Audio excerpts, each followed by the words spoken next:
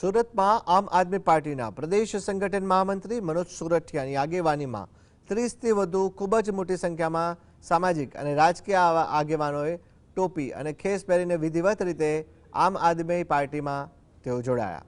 પ્રદેશ સંગઠન મહામંત્રી મનોજ સુરઠિયાની સાથે શહેર પ્રમુખ ધર્મેશ ભંડેરી અને પ્રદેશ સંગઠન મંત્રી રામ ધડુક સહિત આપના આગેવાનોની ઉપસ્થિતિમાં આ તમામ આગેવાનો આમ આદમી પાર્ટીમાં જોડાયા। મહત્વપૂર્ણ છે, સુરત શહેર કોંગ્રેસ પ્રમુખ તરીકે વિપુલ ઉદનાવાલાની નિમણૂક થયા બાદ મોટા પાયે તેનો વિરોધ થઈ રહ્યો છે। અનેક રાજીનામા પણ પડી ચૂક્યા છે અને તમામ કોંગ્રેસમાંથી રાજીનામું આપી અને હવે આપમાં જોડાઈ રહ્યા છે।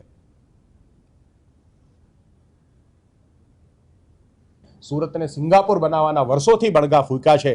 35 વર્ષથી સરકાર હોવા છતાં સુરતની અંદર આજે સામાન્ય સુવિધાઓ આપણી પાસે નથી। સુરત શહેરની અંદર ગલી ગલીએ દારૂ અને ડ્રગ્સના અડ્ડાઓ ચાલે છે અને ભાજપના નેતાઓ બાપ બેટાની સરકાર જે છે, બાપા નેતાઓ છે અને દીકરાઓ જે છે એ લૂંટવાનું કામ કરે છે, સરકારી કોન્ટ્રાક્ટરો છે।